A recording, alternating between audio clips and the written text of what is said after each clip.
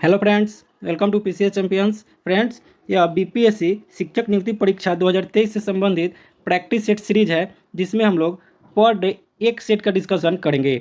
और आपका भी एग्ज़ाम इस वर्ष है बिहार प्राथमिक शिक्षा का, तो इस सीरीज से आप जुड़ जाइए और अपनी तैयारी को बेहतर कीजिए। यह सेट रुक्मिणी प्रकाशन का वॉल्यूम 2 है, जो नए पैटर्न पर आधारित है। यह 5 विकल्पों के साथ उपलब्ध है और यह प्रैक्टिस सेट 1 है। तो चलिए बिना समय गंवाए सेशन स्टार्ट करते हैं। वीडियो को लास्ट तक ज़रूर देखिएगा और अभी तक आपने इस चैनल को सब्सक्राइब नहीं किए हैं तो इसे सब्सक्राइब कर लीजिए।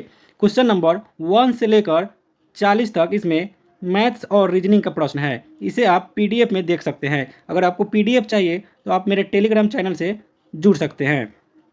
यह पीडीएफ आपको आंसर की के साथ उपलब्ध होगा। इस वीडियो में हम लोग जीके, जीएस और करेंट अफेयर्स क्वेश्चन का डिस्कशन करेंगे। तो चलिए क्वेश्चन नंबर 41 से शुरू करते हैं। क्वेश्चन नंबर 41 है, गांधी जी के गिरफ्तार होने के बाद धरासन साल्ट वर्क्स पर हमला करने हेतु की गई यात्रा का नेतृत्व किसने किया था? तो गांधी जी के गिरफ्तार होने के बाद धरासन सॉल्ट वर्क पर हमला करने हेतु की गई यात्रा का नेतृत्व अब्बास तैयब जी ने किया था। तो इसका राइट आंसर हो जाएगा ऑप्शन ए, अब्बास तैयब जी।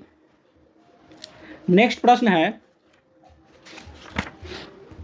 सिपाही विद्रोह के दौरान गवर्नर जनरल कौन था? तो सिपाही विद्रोह के दौरान गवर्नर जनरल लॉर्ड कैनिंग था। इसका राइट आंसर हो जाएगा ऑप्शन ए, लॉर्ड कैनिंग। लॉर्ड कैनिंग के बारे में एक तथ्य ध्यान रखिएगा कि लॉर्ड कैनिंग बंगाल का अंतिम गवर्नर जनरल था और भारत का प्रथम वायसराय था। इसमें कंफ्यूज मत होइएगा, बंगाल का अंतिम गवर्नर जनरल और भारत का प्रथम वायसराय था। और बात करें सिपाही विद्रोह की, तो इसका शुरुआत 10 मई 1857 ईस्वी को मेरठ से हुआ था। यह काफ़ी इंपॉर्टेंट प्रश्न है, यह हमेशा एग्जाम में पूछा जाता है। इस डेट को याद रख लीजिएगा, 10 मई 1857।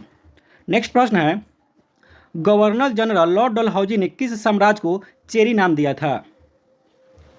तो गवर्नर जनरल लॉर्ड डलहौजी ने अवध साम्राज्य को चेरी नाम दिया था। इसका राइट आंसर हो जाएगा ऑप्शन ए, अवध साम्राज्य। और गवर्नर जनरल लॉर्ड डलहौजी ने अवध को 1856 ईस्वी में कुशासन के आरोप करके इसे विलय कर लिया था। 1856 ईस्वी, ध्यान रखिएगा। नेक्स्ट प्रश्न है, निम्नलिखित में से किसने रेड शर्ट्स आंदोलन का आयोजन किया था? तो रेड शर्ट आंदोलन का आयोजन खान अब्दुल गफ्फार खान ने किया था। इसका राइट आंसर हो जाएगा ऑप्शन बी, खान अब्दुल गफ्फार खान। और ये जो रेड शर्ट्स है, इसे लाल कुर्ती दल भी कहा जाता है, इसे भी ध्यान में रखिएगा, लाल कुर्ती। और खान अब्दुल गफ्फार खान को सीमांत गांधी और फ्रंटियर गांधी के नाम से भी जाना जाता है। और यह प्रथम विदेशी है जिन्हें भारत रत्न दिया गया था। नेक्स्ट प्रश्न है, किस आंदोलन को भारत का पहला सविनय अवज्ञा आंदोलन कहा जाता है? तो चंपारण आंदोलन को भारत का पहला सविनय अवज्ञा आंदोलन कहा जाता है। इसका राइट आंसर हो जाएगा ऑप्शन बी, चंपारण आंदोलन। और चंपारण आंदोलन की शुरुआत महात्मा गांधी जी द्वारा अप्रैल 1917 ईस्वी में किया गया था। नेक्स्ट प्रश्न है, स्वेज नहर नामक कृत्रिम जल मार्ग इनमें से किन सागरों को जोड़ता है? तो स्वेज नहर कृत्रिम जल मार्ग है जो भूमध्य सागर को लाल सागर से जोड़ता है। इसका राइट आंसर हो जाएगा ऑप्शन ए, भूमध्य सागर को लाल सागर से जोड़ता है। और बात करें स्वेज नहर की, तो स्वेज नहर पर मिस्र देश का अधिकार है। मिस्र या इजिप्ट, इसी को कहा जाता है। नेक्स्ट प्रश्न है, हडसन नदी निम्न में से किस शहर से होकर बहती है? तो हडसन नदी न्यूयॉर्क शहर से होकर बहती है। इसका राइट आंसर हो जाएगा ऑप्शन बी, न्यूयॉर्क। या आपसे प्रश्न पूछा जा सकता है, न्यूयॉर्क शहर किस नदी के किनारे है? तो इसका आंसर हो जाएगा हडसन नदी। वहीं लंदन नदी या टेम्स नदी के किनारे है, इसे भी ध्यान में रखिएगा। नेक्स्ट प्रश्न है, निम्नलिखित में से कौन सा जल डमरू मध्य आर्कटिक महासागर को प्रशांत महासागर से जोड़ता है? तो इसमें बेरिंग जल डमरू मध्य आर्कटिक महासागर को प्रशांत महासागर से जोड़ता है। इसका राइट आंसर हो जाएगा ऑप्शन ए, बेरिंग जल डमरू मध्य। और बेरिंग जल डमरू मध्य अलास्का एवं रूस के बीच स्थित है, इसे भी ध्यान में रखिएगा। नेक्स्ट प्रश्न है, इडुक्की जल विद्युत परियोजना इनमें से किस नदी पर बनाई गई है? तो इडुक्की जल विद्युत परियोजना यह पेरियार नदी पर बनाई गई है। इसका राइट आंसर हो जाएगा ऑप्शन सी, पेरियार नदी। और बात करें पेरियार नदी की, तो यह पेरियार नदी केरल राज्य की सबसे बड़ी और लंबी नदी है, इसे ध्यान में रखिएगा। नेक्स्ट प्रश्न है, सैफ चैंपियनशिप 2023 का खिताब कुवैत को हराकर किस देश ने जीता है? तो सैफ चैंपियनशिप 2023 का खिताब कुवैत को हराकर भारत ने जीता है। इसका राइट आंसर हो जाएगा ऑप्शन सी, इसका राइट आंसर होगा। क्वेश्चन नंबर 50 छूट गया है, क्वेश्चन नंबर 50 देख लीजिएगा। हीराकुंड बांध किस नदी पर बना है? तो हीराकुंड बांध यह महानदी पर बना है। इसका राइट आंसर हो जाएगा ऑप्शन बी, महानदी। और यह हीराकुंड बांध महानदी पर उड़ीसा राज्य में है, इसे भी ध्यान में रखिएगा। नेक्स्ट प्रश्न है, चंद्रयान 3 को किस तिथि को लॉन्च किया गया? तो चंद्रयान 3 को 14 जुलाई 2023 को लॉन्च किया गया। इसका राइट आंसर हो जाएगा ऑप्शन बी, 14 जुलाई 2023। नेक्स्ट प्रश्न है, छात्रों में उद्यमशीलता का विकास और कौशल विकास करने के लिए तेजस्वी कार्यक्रम कहाँ प्रारंभ किया जाएगा? तो तेजस्वी कार्यक्रम यह मध्य प्रदेश में प्रारंभ किया जाएगा। इसका राइट आंसर हो जाएगा option B, Madhya Pradesh. Next प्रश्न है, जल शक्ति मंत्रालय द्वारा जारी जल निकायों की पहली गणना के अनुसार सर्वाधिक जलाशय वाला राज्य कौन सा है? तो जल शक्ति मंत्रालय द्वारा जारी जल निकायों की पहली गणना के अनुसार सर्वाधिक जलाशय वाला राज्य पश्चिम बंगाल है। इसका राइट आंसर हो जाएगा option A, Paschim Bengal. Next प्रश्न है, हाल ही में अजरबैजान के बाकू में आयोजित ISSF विश्व कप 2023 में भारत पदक तालिका में कौन से स्थान पर रहा है? तो ISSF विश्व कप 2023 में भारत का स्थान दूसरा रहा है। इसका राइट आंसर हो जाएगा ऑप्शन बी, दूसरा। और भारत ने इसमें 1 गोल्ड मेडल, 2 सिल्वर मेडल और 1 ब्रॉन्ज मेडल के साथ 4 पदक जीता है, इसे भी ध्यान में रखिएगा। इसमें कुल 4 पदक भारत ने जीता है। नेक्स्ट प्रश्न है, सांग महोत्सव का आयोजन कहाँ किया गया है? तो सांग महोत्सव का आयोजन हरियाणा में किया गया है। इसका राइट आंसर हो जाएगा ऑप्शन ए, हरियाणा। नेक्स्ट प्रश्न है, किस राज्य या राज्यों में राज्य खेल पुरस्कार एवं सम्मान योजना प्रारंभ करने की घोषणा की है? तो बिहार राज्य ने खेल पुरस्कार एवं सम्मान योजना प्रारंभ करने की घोषणा की है। इसका राइट आंसर हो जाएगा ऑप्शन सी, बिहार। और यह पुरस्कार हर साल 29 अगस्त को राष्ट्रीय खेल दिवस पर दिया जाएगा, इसे भी ध्यान में रखिएगा, 29 अगस्त। नेक्स्ट प्रश्न है, हाल ही में विश्व महासागर दिवस 2023 कब मनाया गया? तो विश्व महासागर दिवस प्रत्येक वर्ष 8 जून को मनाया जाता है। इसका राइट आंसर हो जाएगा ऑप्शन ए, 8 जून। और 9 जून को विश्व प्रत्यायन दिवस मनाया जाता है, इसे भी ध्यान में रखिएगा। और 10 जून को विश्व नेत्रदान दिवस मनाया जाता है। नेक्स्ट प्रश्न है, किसने 12 अगस्त 1765 को अंग्रेजों को बंगाल, बिहार और उड़ीसा की दीवानी देने का फरमान दिया? तो बंगाल, बिहार और उड़ीसा की दीवानी देने का फरमान यह शाह आलम द्वितीय ने 12 अगस्त 1765 ईस्वी को दिया था। तो इसका राइट आंसर हो जाएगा ऑप्शन ए, शाह आलम द्वितीय। नेक्स्ट प्रश्न है, सिखों के दूसरे गुरु कौन थे? तो सिखों के दूसरे गुरु अंगद देव थे। इसका राइट आंसर हो जाएगा ऑप्शन ए, गुरु अंगद। और इनका बचपन का नाम लहना था, इसे भी ध्यान में रखिएगा, लहना। और गुरु अंगद देव ही ने गुरुमुखी लिपि की शुरुआत की थी, इसे भी ध्यान में रखिएगा। यह इंपॉर्टेंट प्रश्न है, हमेशा एग्जाम में पूछा जाता है। गुरुमुखी लिपि की शुरुआत गुरु अंगद देव ने ही की थी। नेक्स्ट प्रश्न है, 19वीं शताब्दी में हिंदू धर्म के पुनर्जागरण का श्रेय निम्न में से किसको जाता है? तो 19वीं शताब्दी में हिंदू धर्म के पुनर्जागरण का श्रेय राजा राम मोहन राय को जाता है। इसका राइट आंसर हो जाएगा ऑप्शन सी, राजा राम मोहन राय। और राजा राम मोहन राय ही ने सती प्रथा का अंत किया था और इन्होंने ही ब्राह्मण समाज का स्थापना 1828 ईस्वी में किया था, इसे भी ध्यान में रखिएगा। नेक्स्ट प्रश्न है, भगत सिंह और उनके साथियों ने किसका बदला लेने के लिए ब्रिटिश अधिकारी जॉन सैंडर्स की हत्या की थी? तो भगत सिंह और उनके साथियों ने लाला लाजपत राय की मौत का बदला लेने के लिए ब्रिटिश अधिकारी जॉन सैंडर्स की हत्या की थी। इसका राइट आंसर हो जाएगा option C, Lala Lajpat Rai. Next प्रश्न है, सिकंदर के गुरु थे? तो सिकंदर के गुरु अरस्तु थे। इसका राइट आंसर हो जाएगा ऑप्शन बी, अरस्तु। नेक्स्ट प्रश्न है, झेलम का युद्ध किसने जीता? तो झेलम का युद्ध सिकंदर ने जीता था। इसका राइट आंसर हो जाएगा ऑप्शन सी, सिकंदर। और झेलम का युद्ध को ही हाई डे स्पीच का युद्ध भी कहा जाता है, इसे ध्यान में रखिएगा। और यह 326 ईसा पूर्व में हुआ था और सिकंदर का मृत्यु 323 ईसा पूर्व में हुआ था। नेक्स्ट प्रश्न है, बिहार के मानचित्र में स्थान फर्स्ट में कौन सा मृदा पाए जाएंगे? तो यहाँ बिहार का मानचित्र दिया हुआ है और पूछा जा रहा है यहाँ पर कौन सा मृदा पाया जाएगा। तो यहाँ पे टाल मृदा पाया जाता है। तो इसका राइट आंसर हो जाएगा ऑप्शन सी, टाल मृदा। और यह सबसे उपजाऊ मृदा होता है, इसे ध्यान में रखिएगा। यह गंगा के दक्षिणी भाग में पाया जाता है। अगर आपके स्थान पूछे जिला तो ये आ जाएगा पटना, बाढ़, मुंगेर और भागलपुर। यहाँ पर यह टाल मृदा पाया जाता है। नेक्स्ट प्रश्न है, विश्व व्यापार संगठन की स्थापना हुई थी? तो विश्व व्यापार संगठन की स्थापना 1 जनवरी 1995 ईस्वी को हुआ था। तो इसका राइट आंसर हो जाएगा ऑप्शन बी, 1995। और इसका मुख्यालय जिनेवा में है, इसे भी ध्यान में रखिएगा। विश्व व्यापार संगठन यानी कि WTO का मुख्यालय जिनेवा में है। नेक्स्ट प्रश्न है, कांडला पतन यानी कि कांडला बंदरगाह कहाँ पर स्थित है?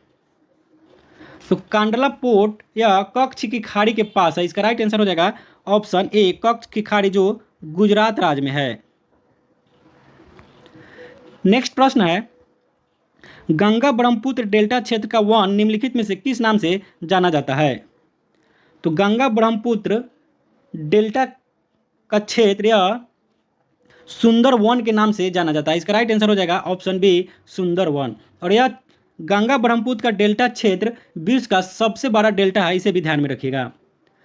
नेक्स्ट प्रश्न है, निम्नलिखित में से कौन बायोस्फीयर रिजर्व या सुरक्षित जीव मंडल नहीं है? तो इसमें काजीरंगा नेशनल पार्क असम में है, जो सुरक्षित जैव मंडल नहीं है। इसका राइट आंसर हो जाएगा ऑप्शन सी, काजीरंगा। नेक्स्ट प्रश्न है, लूनी किसकी सहायक नदी है?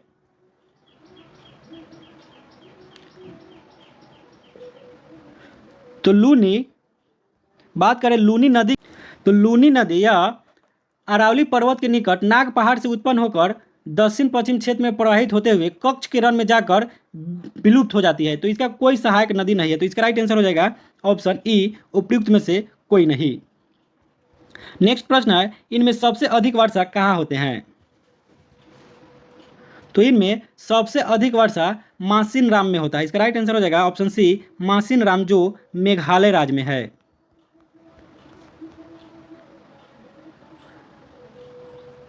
नेक्स्ट प्रश्न है, विश्व का सर्वोच्च पर्वत शिखर एवरेस्ट नेपाल में किस नाम से प्रसिद्ध है?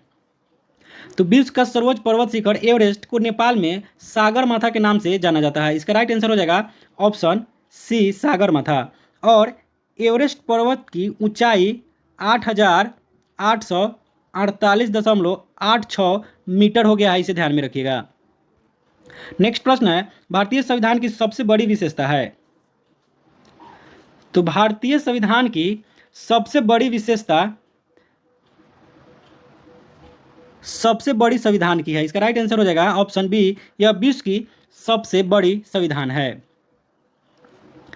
नेक्स्ट प्रश्न है, संविधान के किस अनुच्छेद में यह वर्णित है कि प्रत्येक व्यक्ति धार्मिक विश्वास और उसके अनुरूप आचरण करने के लिए तथा अपने विचारों को दूसरे के समक्ष रखने में स्वतंत्र है? तो भारतीय संविधान के अनुच्छेद 25 में यह वर्णित है कि प्रत्येक व्यक्ति धार्मिक विश्वास और उसके अनुरूप आचरण करने के लिए तथा अपने विचारों को दूसरे के समक्ष रखने में स्वतंत्र है। इसका राइट आंसर हो जाएगा ऑप्शन ए, अनुच्छेद 25। और अनुच्छेद 25 से 28 तक धार्मिक स्वतंत्रता का अधिकार है, इसे भी ध्यान में रखिएगा। नेक्स्ट प्रश्न है, भारतीय संविधान के किस अनुच्छेद में गो हत्या पर प्रतिबंध लगाया गया है? तो भारतीय संविधान के अनुच्छेद 48 में गो हत्या पर प्रतिबंध लगाया गया है। इसका राइट आंसर हो जाएगा ऑप्शन सी, अनुच्छेद 48। नेक्स्ट प्रश्न है, किसको कायम करके शांति को सर्वोत्तम रूप में पाया जा सकता है?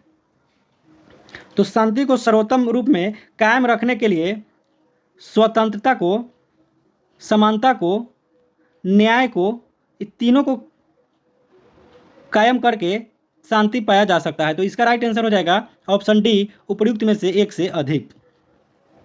नेक्स्ट प्रश्न है, 1943 में भारत के किस राज्य में भयानक अकाल पड़ा था? तो 1943 में भारत के बंगाल में भयानक अकाल पड़ा था। इसका राइट आंसर हो जाएगा ऑप्शन सी, बंगाल। नेक्स्ट प्रश्न है, यदि धन बहुत अधिक हो और माल बहुत कम हो तो वह स्थिति होती है। तो मुद्रा की मात्रा बहुत अधिक हो और वस्तु की मात्रा कम हो तो उसे मुद्रास्फीति कहते हैं। इसका राइट आंसर हो जाएगा ऑप्शन बी, मुद्रास्फीति, और इसमें मुद्रा का मूल्य कम हो जाता है। नेक्स्ट प्रश्न है, मुद्रास्फीति का तात्पर्य है। तो मुद्रास्फीति का तात्पर्य मुद्रा आपूर्ति में वृद्धि से है। इसका राइट आंसर हो जाएगा ऑप्शन बी, मुद्रा आपूर्ति में वृद्धि से है। नेक्स्ट प्रश्न है, केंद्र और राज्य के बीच कुछ कर संसाधनों के वित्तीय वितरण का निपटारा निम्नलिखित में से किसके द्वारा किया जाता है? तो वित्त आयोग ही केंद्र और राज्य के बीच का संसाधनों का बंटवारा करता है। इसका राइट आंसर हो जाएगा ऑप्शन सी, वित्त आयोग। और बात करें वित्त आयोग की, तो अनुच्छेद 280 के अंतर्गत वित्त आयोग का गठन किया गया है और इसका गठन राष्ट्रपति द्वारा 5 वर्षों के लिए किया जाता है। इसे भी ध्यान में रखिएगा। नेक्स्ट प्रश्न है, राष्ट्रीय कृषि और ग्रामीण विकास बैंक नाबार्ड की स्थापना किस पंचवर्षीय योजना की अवधि में की गई थी? तो नाबार्ड की स्थापना 6ठी पंचवर्षीय योजना में 12 जुलाई, डेट याद रखिएगा, 12 जुलाई 1982 ईस्वी को किया गया था। तो इसका राइट आंसर हो जाएगा उपयुक्त में से कोई नहीं। आपको याद रखना है 6ठी पंचवर्षीय योजना। नेक्स्ट प्रश्न है, भोपाल गैस त्रासदी किस वर्ष हुई थी? तो भोपाल गैस त्रासदी 1984 ईस्वी में हुई थी। इसका राइट आंसर हो जाएगा ऑप्शन ए, 1984। और इस समय भोपाल में यूनियन कार्बाइड की फैक्ट्री से जहरीली गैस मिथाइल आइसोसाइनेट निकलने लगी थी। नेक्स्ट प्रश्न है, महात्मा गांधी ने लॉर्ड इरविन को लिखे अपने पत्र में कितनी मांगों की थी, जिसमें से कुछ को गांधी इरविन समझौता के रूप में स्वीकार किया गया था? तो महात्मा गांधी ने लॉर्ड इरविन को लिखे अपने पत्र में 11 मांगे की थी। इसका राइट आंसर हो जाएगा ऑप्शन ई, उपयुक्त में से कोई नहीं। 11 मांगे महात्मा गांधी ने की थी। नेक्स्ट प्रश्न है, भारत ने अपने पहले परमाणु बम का परीक्षण कब किया था? तो भारत ने अपने पहले परमाणु बम का परीक्षण 1974 में किया था और पूरा डेट याद रखिएगा, 18 मई 1974। और यह परीक्षण स्माइलिंग बुद्धा के नाम से जाना जाता था। इसे भी ध्यान में रखिएगा। और सेकेंड परीक्षण 1998 ईस्वी में किया था। नेक्स्ट प्रश्न है, दुनिया का सबसे व्यस्त समुद्री मार्ग कौन सा है? तो दुनिया का सबसे व्यस्त समुद्री मार्ग उत्तरी अटलांटिक समुद्री मार्ग है। इसका राइट आंसर हो जाएगा ऑप्शन सी, उत्तरी अटलांटिक समुद्री मार्ग। नेक्स्ट प्रश्न है, गाछ रूसल अच्छी निम्न में से किसकी रचना है? तो गाछ रूसल अच्छी श्री कमलकांत झा की रचना है। इसका राइट आंसर हो जाएगा ऑप्शन बी, श्री कमलकांत झा। और श्री कमलकांत झा ये मैथिली भाषा के साहित्यकार है। इसे भी ध्यान में रखिएगा। नेक्स्ट प्रश्न है, स्वर्गीय रामविलास पासवान किस वर्ष बिहार विधानसभा के सदस्य निर्वाचित हुए थे? तो स्वर्गीय रामविलास पासवान 1969 ईस्वी में बिहार विधानसभा के सदस्य निर्वाचित हुए थे। तो इसका राइट आंसर हो जाएगा ऑप्शन सी, 1969। और बात करें रामविलास पासवान की, तो इनका जन्म 5 जुलाई 1946 ईस्वी को खगड़िया बिहार में हुआ था। नेक्स्ट प्रश्न है, बिहार में प्रथम कछुआ पुनर्वास केंद्र कहाँ बनाया गया? तो बिहार में प्रथम कछुआ पुनर्वास केंद्र भागलपुर में बनाया गया है। इसका राइट आंसर हो जाएगा ऑप्शन ए भागलपुर। नेक्स्ट प्रश्न है, मेरी कहानी की आत्मकथा का नाम है। तो मेरी कहानी आत्मकथा जवाहरलाल नेहरू की है। इसका राइट आंसर हो जाएगा option B Pandit Jawaharlal Nehru. Next प्रश्न है, भारत के एक प्रसिद्ध संगीतकार एस बालचंद्रन को निम्नलिखित में से कौन सा वाद्य यंत्र बजाने के लिए जाना जाता है। तो एस बालचंद्र को बीना वाद्य यंत्र बजाने के लिए जाना जाता है। इसका राइट आंसर हो जाएगा ऑप्शन ए वीणा। और एस बालचंद्र एक फिल्म निर्माता भी थे और उन्हें 1982 में पद्म भूषण से सम्मानित किया गया था। नेक्स्ट प्रश्न है, कौन से जंतु वर्ग में 3 कक्षीय हृदय होता है। तो उभयचर में 3 कक्षीय हृदय होता है। इसका राइट आंसर हो जाएगा ऑप्शन ए उभयचर। और वहीं मनुष्य में 4 कक्षीय हृदय होता है, इसे ध्यान में रखिएगा। और मत्स्य वर्ग में, मछली वर्ग में 2 कक्षीय हृदय होता है। नेक्स्ट प्रश्न है, एल्काइंस असंतृप्त हाइड्रोकार्बन जिसमें 2 कार्बन परमाणुओं के बीच एक तिहरा अबंध होता है का एक समान सूत्र क्या होता है।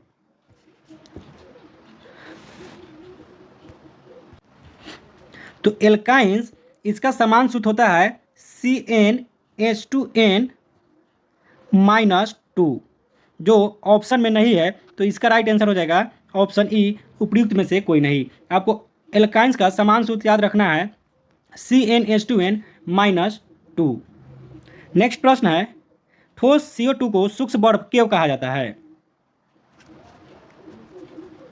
तो ठोस CO2 को सूक्ष्म बर्फ कहा जाता है क्योंकि जब दाब को 1 एटमॉस्फेयर कम किया जाता है तो यह सीधे गैसीय अवस्था से ठोस में परिवर्तित हो जाता है। तो इसका राइट आंसर हो जाएगा ऑप्शन सी, जब दाब को 1 एटमॉस्फेयर कम किया जाता है तो यह सीधे गैसीय अवस्था से ठोस में परिवर्तित हो जाता है। और CO2 गैस को आग बुझाने वाला भी गैस कहा जाता है, इसे भी ध्यान में रखिएगा। अग्निशामक में इसका प्रयोग किया जाता है। नेक्स्ट प्रश्न है, निम्न में से किस सिद्धांत के अनुसार कोई रॉकेट अंतरिक्ष में कार्य करता है। तो रॉकेट संवेग संरक्षण के सिद्धांत के अनुसार अंतरिक्ष में कार्य करता है। इसका राइट आंसर हो जाएगा ऑप्शन ए संवेग संरक्षण का सिद्धांत। और यह न्यूटन के तृतीय नियम के अनुसार कार्य करता है, इसे भी ध्यान में रखिएगा। नेक्स्ट प्रश्न है, पारिस्थितिकी संक्रमण अवधारणा का सर्वप्रथम प्रयोग किसने किया था। तो पारिस्थितिकी संक्रमण की अवधारणा बेनेट ने दिया था। इसका राइट आंसर हो जाएगा ऑप्शन बी बेनेट। और इन्होंने 1976 ईस्वी में यह अवधारणा दिया था। नेक्स्ट प्रश्न है, निम्न में कौन सा संवहनीय संयोजक ऊतक है। तो इसमें लाल रुधिर कणिकाएं, श्वेत रुधिर कणिकाएं और रुधिर प्लाज्मा, यह तीनों संवहनीय संयोजी ऊतक है। इसका राइट आंसर हो जाएगा ऑप्शन डी उपयुक्त में से एक से अधिक, क्योंकि रक्त यह एक संयोजित तरल ऊतक है और यह रक्त का ही भाग है। नेक्स्ट प्रश्न है, क्षार के संबंध में निम्न में से कौन सा सही नहीं है। तो लाल लिटमस पथ को नीला कर देता है, यह कथन सही नहीं है। इसका स्वाद कसैला होता है, यह भी सही नहीं है। जो क्षार होता है यह नीले लिटमस पथ को लाल कर देता है, यह कथन सही नहीं है। बाकी ये दोनों कथन सही है। इसमें पूछा जा रहा है सही नहीं है, तो यह कथन सही नहीं है, दोनों कथन सही है। तो इसका राइट आंसर हो जाएगा ऑप्शन सी। अम्ल जो है ना वो नीले लिटमस पथ को लाल कर देता है, क्षार लाल लिटमस पथ को नीला कर देता है। नेक्स्ट प्रश्न है, लाल ग्रंथि से कौन एंजाइम स्रावित होता है। तो लाल ग्रंथि से एमाइलेज एंजाइम स्रावित होता है। यहाँ लिख देता हूँ, लाल ग्रंथि से एमाइलेज एंजाइम स्रावित होता है, जो ऑप्शन में नहीं है। तो इसका राइट आंसर हो जाएगा ऑप्शन ई उपयुक्त में से कोई नहीं। और मनुष्य में 3 जोड़ी लाल ग्रंथियाँ पाई जाती है, यानी कि टोटल 6 लाल ग्रंथियाँ पाई जाती है। नेक्स्ट प्रश्न है, निम्नलिखित कथनों पर विचार कीजिए। कथन फर्स्ट है, प्रकाश पौधों और जीवों दोनों की जनन प्रक्रिया को प्रभावित करते हैं। कथन सेकेंड है, जलीय तंत्र में प्रकाश की उपस्थिति से उत्पादक और उपभोक्ता की उपस्थिति निर्धारित होती है। इसमें सत्य कथन को चुनना है। तो इसमें इसका सही आंसर हो जाएगा एक और दो दोनों। तो इसका राइट आंसर हो जाएगा ऑप्शन डी, उपयुक्त में से एक से अधिक। नेक्स्ट प्रश्न है, निम्न में से कौन सा रासायनिक परिवर्तन का उदाहरण नहीं है?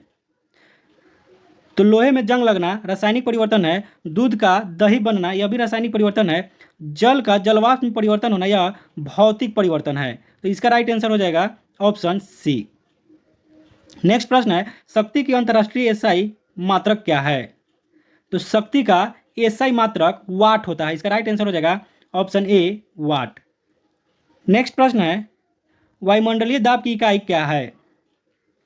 तो वायुमंडलीय दाब की इकाई या न्यूटन प्रति मीटर स्क्वायर, पास्कल और बार, यह तीनों होता है। तो इसका राइट आंसर हो जाएगा ऑप्शन डी, उपयुक्त में से एक से अधिक।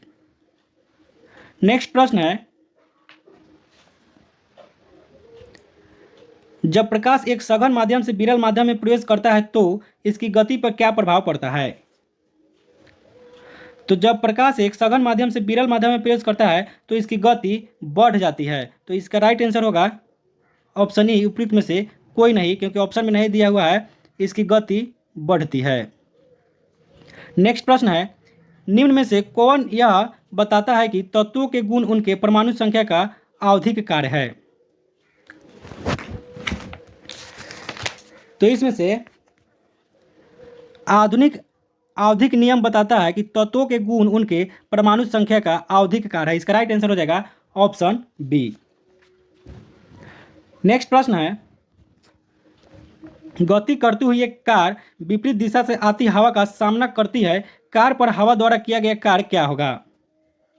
तो गति करती हुई एक कार विपरीत दिशा से आती हवा का सामना करती है, कार पर हवा द्वारा किया गया कार्य ऋणात्मक होगा। इसका राइट आंसर हो जाएगा ऑप्शन सी, ऋणात्मक। नेक्स्ट प्रश्न है, नो स्टॉक किसका एक प्रकार है? तो नो स्टॉक यह एक नील हरित शैवाल का प्रकार है। इसका राइट आंसर हो जाएगा ऑप्शन ए, नील हरित शैवाल, और इसे साइनोबैक्टीरिया श्रेणी के अंतर्गत रखा जाता है, इसे भी ध्यान में रखिएगा। नेक्स्ट प्रश्न है, निम्न में से किसका सही सुमेल नहीं है? तो इसमें सजीव उत्पादक, स्वजीव उत्पादक यह सही सुमेलित है, मृतोपजीवी विबंधक यह भी सही सुमेलित है, तृणभक्षी गौण उपपद यह सही सुमेलित नहीं है। तो इसका राइट आंसर हो जाएगा ऑप्शन बी। नेक्स्ट प्रश्न है, सिग्मोइड कोलन किसका भाग है? तो सिग्मोइड कोलन यह बड़ी आंत का भाग है। इसका राइट आंसर हो जाएगा ऑप्शन बी, बड़ी आंत। और बात करें छोटी आंत की, तो छोटी आंत में पाचन की क्रिया पूर्ण होती है, इसे ध्यान में रखिएगा। नेक्स्ट प्रश्न है, तरल पदार्थ के क्वथनांक पर क्या होते हैं? तो तरल पदार्थ के क्वथनांक पर तापमान नियत रहता है। इसका राइट आंसर हो जाएगा ऑप्शन सी, तापमान नियत रहता है। और जल का क्वथनांक 100 डिग्री सेल्सियस होता है, लेकिन कुकर में इसका क्वथनांक बढ़कर 120 डिग्री सेल्सियस हो जाता है। यही कारण है कि कुकर में खाना जल्दी पक जाता है। नेक्स्ट प्रश्न है, स्टोकी नालिका मानव शरीर के किस भाग में स्थित होती है? तो स्टोकी नालिका मानव शरीर के कान एवं गला में स्थित होता है। इसका राइट आंसर हो जाएगा ऑप्शन ई, इसका राइट आंसर हो जाएगा, लेकिन ध्यान रखिएगा कान और गला। नेक्स्ट प्रश्न है, सूर्यास्त के बाद भी पृथ्वी की सतह के निकट वायु किस कारण ऊष्मा प्राप्त करती है? तो सूर्यास्त के बाद भी पृथ्वी की सतह के निकट वायु स्थलीय विकिरण के कारण ऊष्मा प्राप्त करती है। इसका राइट आंसर हो जाएगा ऑप्शन बी, स्थलीय विकिरण। नेक्स्ट प्रश्न है, पैंक्रियाज की कोशिकाएं जो इंसुलिन उत्पन्न करती है क्या कहलाती है? तो पैंक्रियाज यानी कि अग्नाशय की कोशिकाएं इंसुलिन उत्पन्न करती है, और यह आइलैंड ऑफ लैंगरहैंस कहलाती है। इसका राइट आंसर हो जाएगा option B, island of Langerhans, Langerhans की द्वीपकाएं। नेक्स्ट प्रश्न है, ये बीज गर्म रक्त वाले जीव होते हैं और उनका दिल कितनी कक्षों वाला होता है?